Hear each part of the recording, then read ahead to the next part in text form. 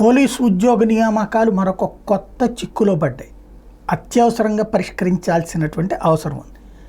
ఏంటి అంటే జగన్ హయాంలో పోలీస్ కానిస్టేబుల్ రిక్రూట్మెంట్కి సంబంధించిన నోటిఫికేషన్ ఇవ్వటం, ఆ తర్వాత హోంగార్డులకు సంబంధించినటువంటి అంశంలో స్పెషల్గా వాళ్ళకి 15% దాకా ఏదైతే రిజర్వేషన్ కేటాయిస్తాం దాన్ని సవాల్ చేస్తూ కోర్టులకు వెళ్ళడంతో ఆ నియామకాలు అప్పుడు ఆగిపోయినాయి. అందరూ ప్రిపేర్ అయినటువంటి వాళ్ళు కూడా ముందుకు వెళ్ళలేకపోయారు, వెనక్కి వెళ్ళలేకపోయారు. ఈలో ప్రభుత్వం దిగిపోయింది. అప్పుడే ఇది మేము పూర్తి చేస్తామని చెప్పి అనౌన్స్ చేసినటువంటి తెలుగుదేశం, జనసేన, భారతీయ జనతా పార్టీ కూటమి ఆ తర్వాత అధికారంలోకి వచ్చింది. ఆ తర్వాత ఈ నోటిఫికేషన్లకు సంబంధించినటువంటి ప్రక్రియ మళ్ళీ చర్చకు వచ్చినప్పుడు కోర్టులో ఉంది కదా, అది చూస్తామన్నారు. కోర్టులో ఆ అంశం మీదన వచ్చినప్పుడు కోర్టు మొన్ననే తీర్పిచ్చింది. ఏమని అంటే దాంట్లో అసలు సమస్య ఏమొచ్చిందంటే దాదాపు 1100 ఉద్యోగాలు ఈ లెక్క ప్రకారం హోంగార్డులకు ఇవ్వాలి. సుదీర్ఘకాలం నుంచి కష్టపడ్డారు వాళ్ళు హోంగార్డులు, అదే వృత్తిలో ఉన్నారు, ఇంకా వృత్తి వాళ్ళకి అలవాట్లేదు, ఇది ఒకటే అలవాటైపోయింది. ఓ రకంగా చెప్పాలంటే కానిస్టేబుల్ కంటే ఎక్కువ పని చేస్తారు, సబ్ ఇన్స్పెక్టర్లు చెప్పిందంతా చేస్తుంటారు. అట్లాగే పనిపరంగా ఫిజికల్ వర్క్ హైయెస్ట్ చేసేది హోంగార్డులు. కానీ వాళ్ళు వచ్చేటటువంటి జీతం ఏమో పోలీస్ కానిస్టేబుల్ జీతంతో పోల్చుకుంటే 10వ వంతు కూడా రాదు. రోజువారీ జీతం మాత్రం వచ్చేటటువంటి జీవితాలు వాళ్ళకి ఆ రిజర్వేషన్ ఇవ్వాలనుకోవడంలో తప్పులేదు. దానికి అదనంగా ఒక 2000-3000 పోస్టులు క్రియేట్ చేసి ఓన్లీ వాళ్ళ కోసం అని ఉంటే బాగుండేది. కానీ అట్లా చేయడానికి కుదరదు కాన్స్టిట్యూషన్ పరంగా. అందుకని వాళ్ళకి ఇందులో ఇవ్వటం, దాని మీదన ప్రాబ్లం ఏమైందంటే అప్పుడు ఎక్కడ కోర్టుల దాకా వెళ్లాల్సి వచ్చింది. దాంట్లో 15% ఇవ్వాలని దాదాపు 1100 ఇవ్వాల్సి ఉంటే వచ్చిన సమస్యల్లా అందులో 300 మంది మాత్రమే క్వాలిఫై అయ్యారు తర్వాత ఎగ్జామ్స్. దాంతో నోటి దగ్గరకు వచ్చిన ముద్ద గొంతు దెక్కకుండా పోయింది. అప్పుడు వాళ్ళు కోర్టులకు వెళ్ళడం ఇది నడిచింది. కట్ ఆఫ్ తగ్గించమని చెప్పి వాళ్ళు అడిగారు. మొన్ననే హైకోర్టు ఆర్డర్స్ వేసింది కట్ ఆఫ్ తగ్గించి వాళ్ళకి న్యాయం చేయమని చెప్పేసి. అప్పుడు కట్ ఆఫ్ తగ్గించమన్నప్పుడు మామూలుగా ఇప్పుడు ఓసీలకైతే 80 మార్కులు, బీసీలకైతే 60 మార్కులు, ఎస్సీలకైతే 40 మార్కులు ఇట్లాగ ఉంటుంది. అంటే ఉజ్జాయింపుగా చెప్తుంది. ఇట్లాగా ఇన్ని మార్కులు ఉండాలి అని ఉంటుంది.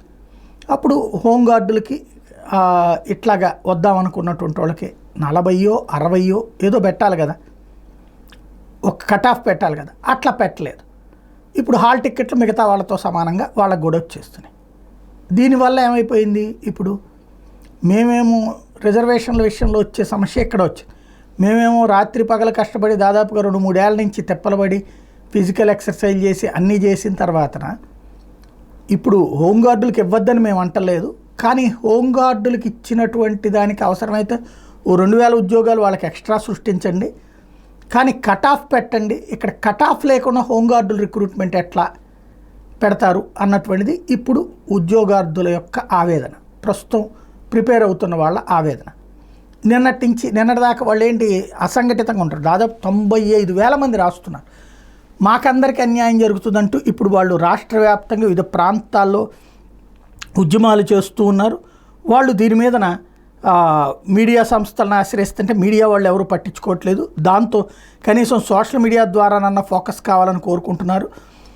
95,208 మంది నిరుద్యోగుల జీవితాలకు సంబంధించినటువంటి విషయం అన్నటువంటిది గుర్తు చేస్తూ ఒక వినతి పత్రాన్ని కూడా వాళ్ళు హైలైట్ చేశారు. ఇందులో ఇటీవల గౌరవ హైకోర్టు హోంగార్డ్స్కి స్పెషల్ రిజర్వేషన్ కల్పిస్తూ మెరిట్ లిస్ట్ ప్రకారం తదుపరి స్టేజీకి అనుమతి ఇవ్వాలని స్పష్టంగా ఉత్తర్వులు ఇచ్చినప్పటికీ ఏపీ ఎస్ఎల్పిఆర్బి బోర్డు హైకోర్టు వారి ఉత్తర్వుల ప్రకారం కాకుండా కనీస మార్క్స్ కూడా సాధించిన హోంగార్డ్స్ అందరినీ రిక్రూట్మెంట్లో భాగం చేస్తూ వాళ్ళకి తదుపరి స్టేజీకి హాల్ టికెట్స్ కూడా జారీ చేసింది. దీనివల్ల మెరిట్ లేని వాళ్ళు కూడా తదుపరి స్టేజీకి రావడం వలన మొత్తం రిక్రూట్మెంట్లో పారదర్శకత లోపించి ఏళ్ల తరబడి చదువుతున్న నిరుద్యోగులకి తీవ్ర అన్యాయం జరుగుతుంది. గత ప్రభుత్వం నిరుద్యోగులకు తీవ్ర అన్యాయం చేసేలా హోంగార్డ్స్కి సివిల్ పోస్టులు 15%, ఏపీఎస్పీ పోస్టులు 25% అడ్డగోలుగా రిజర్వేషన్ పెంచి ఇచ్చి సుమారు 1167 పోస్టులు మెరిట్ లేని హోంగార్డ్స్కి ఉద్యోగాలు ఇచ్చే నోటిఫికేషన్ జారీ చేసింది. దీనివల్ల బాగా చదువుకున్నటువంటి నిరుద్యోగులకు కూడా ఉద్యోగాలు రాని పరిస్థితి ఉంది. హోంగార్డ్స్కి 1167 పోస్టులు ఇవ్వడం వల్ల నష్టపోయిన నిరుద్యోగులకి సుమారు 2000 పోస్టులు ఈ రిక్రూట్మెంట్లో అదనంగా కలిపి ఇవ్వడం వల్ల నిరుద్యోగులకు కొంతమేరకు న్యాయం జరుగుతుంది. కావున పై రెండు విషయాల మీద ఆలోచన చేసి సముచిత నిర్ణయం తీసుకుని 95,208 మంది నిరుద్యోగులు పడుతున్న బాధని అర్థం చేసుకుని మరి రిక్రూట్మెంట్ పారదర్శకంగా జరిగేలా మెరిట్ ఉన్న వాళ్ళకు ఉద్యోగాలు వచ్చేలా జనరల్ అభ్యర్థులకి న్యాయం చేయగలరని తమని మిక్కిలి ప్రార్థిస్తున్నామంటూ పోలీస్ కానిస్టేబుల్ అభ్యర్థులు 95,208 మంది పేరుతో ఒక ఇది వైరల్ అవుతుంది. అయితే ఇక్కడ రెండు కోణాలు. మానవతా దృక్పథంతో చూస్తే హోంగార్డులు అడిగేది తప్పులేదు, వాళ్ళు ఇట్లా ప్రిపేర్ కాలేరు కాబట్టి వాళ్ళకైతే అది వాళ్ళకి అలా ఇవ్వాలని ముందుగా అనుకుని ఇస్తున్నారు కాబట్టి కరెక్ట్. అదే సందర్భంలో ఇప్పుడు ఈ 1,100 మందిని పక్కన పెట్టేసేసి మిగతా వాటిట్లలో ఒక ఆస్పెక్ట్లో ఉంటుంది. ఈ 1,158 మందికి ఒక కట్ ఆఫ్ ఇవ్వాలి కదా అన్నట్టు. ఈ కట్ ఆఫ్ ఇవ్వకపోతే దీన్ని బేస్ చేసుకుని మళ్ళీ ఇంకొకళ్ళ కోర్టుకి వెళ్తే మళ్ళీ రిక్రూట్మెంట్లు ఎక్కడ ఆగిపోతుంది. ఇక్కడ నిరుద్యోగులు గుర్తుపెట్టుకోవాల్సింది ఏంటంటే ముందే తెలుసు వాళ్ళు ఈ ప్రాతిపదికన ఇచ్చారు అన్నటువంటిది. కోర్టు కూడా హోంగార్డులకి ఆ విధానం కరెక్ట్ అని ఇక్కడ ముందైతే ఈ రిక్రూట్మెంట్ని కొనసాగనీయడం బెటర్. ఇప్పుడు ఉద్యమాలు చేయడం వలన అయితే కట్ ఆఫ్ అడగడంలో తప్పులేదు. ఆ కట్ ఆఫ్ ఇవ్వడం ద్వారా ప్రభుత్వం బాధ్యతాయుతంగా ఈ సమస్య పరిష్కరించాలి. అలా కాకుండా కట్ ఆఫ్ లేకుండా వదిలిపెడితే మళ్ళీ రేపు ఎవరో ఒకళ్ళు కోర్టుకి లిటిగేషన్కి వెళ్తే మొత్తం రిక్రూట్మెంట్ ప్రక్రియ ఆగిపోతుంది. ప్రభుత్వాలకు రిక్రూట్మెంట్లు ఆగడమే కావాలి, తద్వారా వాళ్ళకి ఎక్కువ మనుషుల్ని రిక్రూట్ చేసుకునే అవసరం లేకుండా డబ్బులు తగ్గించుకోవాలని అనుకుంటారు. కానీ సమస్య నిరుద్యోగులు బాగా కష్టపడ్డారు, 2-3 ఏళ్ల నుంచి బాగా తిప్పలబడ్డారు. అంతా ప్రిపేర్ అయ్యాక ఇలాంటి వాటిలో మానసికమైనటువంటి సంఘర్షణ వస్తుంది. కాబట్టి ఇక్కడ పరిష్కారం ఒకటి, 2,000 పోస్టులు అదనంగా పెట్టడం. అయితే అది మళ్ళీ దీంట్లో కుదరదు, అదనంగా ఇంకో 2,000 ఇస్తామని ప్రభుత్వం హామీ ఇవ్వాలి. అదే సందర్భంలో వీళ్ళకి కట్ ఆఫ్ పెట్టాల్సినటువంటి అవసరం ఉంది. అది ఇప్పుడు 60 పెడతారా, 40 పెడతారా, 50 పెడతారా, ఏదో ఒకటి పెట్టడం మంచిది. తద్వారా టెక్నికల్ ప్రాబ్లం రాకుండా ఉంటుంది.